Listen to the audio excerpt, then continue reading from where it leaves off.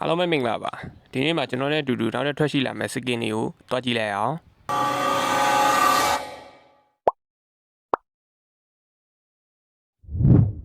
ပထမအောင်ဆုံးတစ်ကောင်ယူရိုရာရဲ့ပုံစံကနည်းနည်းမော်ဆီယာမလို့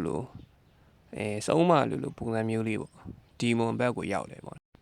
စကေတူကပုံမှန်ပဲဟုတ်ပြီပုံမှန်ပဲโอเคပေါက်သွားတဲ့နေရာမှာတော့ effect လေးကတော်တော်လှတယ်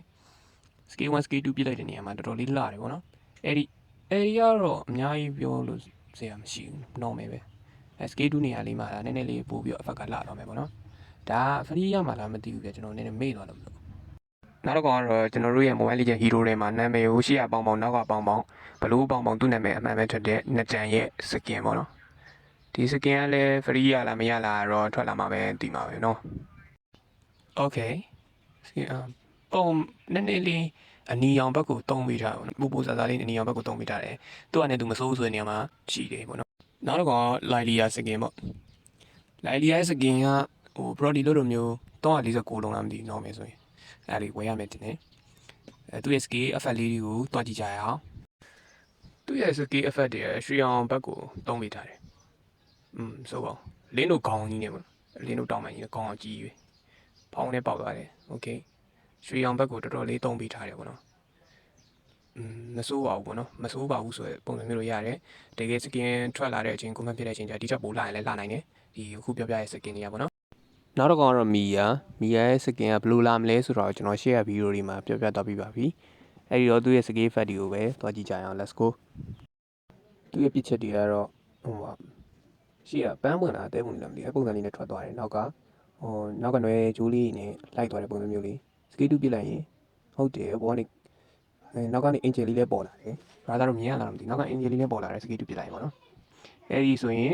တကယ်ကိုတည်အောင်လားအပေါ်ကလေ free arrow လို့ပုံစံမျိုး angel ပုံစံကြီးထွက်လာတွေ့လား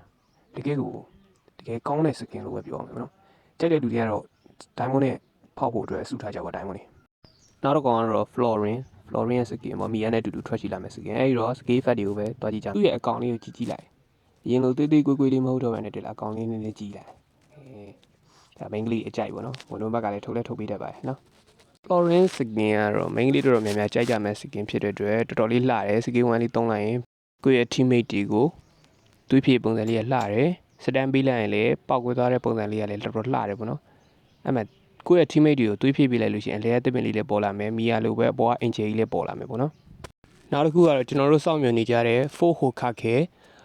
Namikaze Minato Yellow Flash ပေါ့နော်ကိုလိုဟာရဲ့ Yellow Flash intro ကြီးကတော်တော်မိုက်တယ်ဗျ Racing Gang နဲ့ထုထည့်လိုက်တာ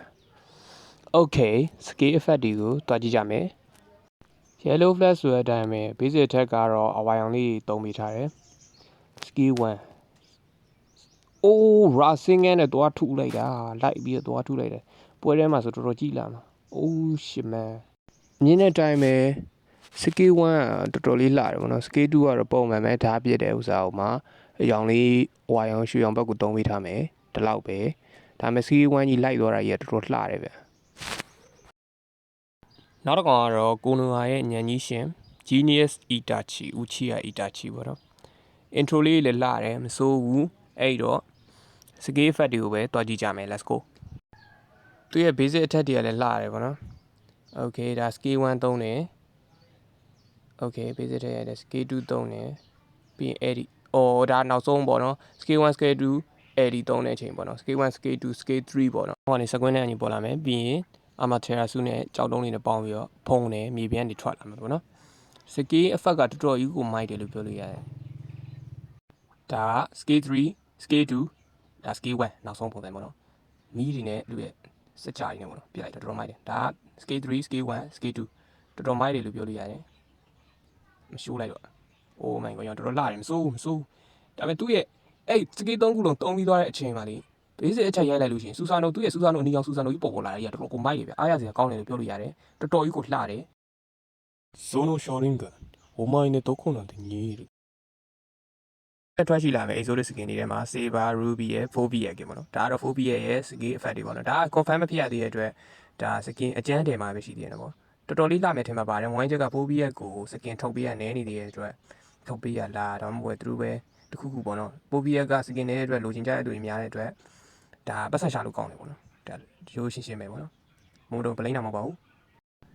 ဒါ saver ရဲ့ skin ပေါ့နော် saver ရဲ့ skin တော်တော်လေးလှမယ်အထင်မှာပါတယ်တော်တော်များများကြိုက်မဲ့အထင်မှာလည်းပါတယ်ပေါ့နော် exotic skin တွေထဲမှာယူသင့်တဲ့ skin တွေထဲမှာလည်းပါတယ်ပေါ့နော်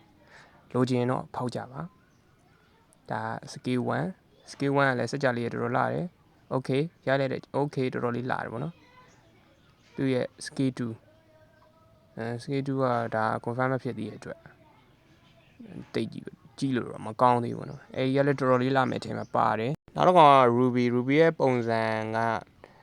နတ်ဆိုးချစ်ကန်ကောင်းပါလေးပုံစံမျိုးပေါ့နော်တော်တော်လေးလှတဲ့အထင်မှာပါတယ်သူရဲ့ scale 2ဆိုလည်းတော်တော်ကြီးလှတယ်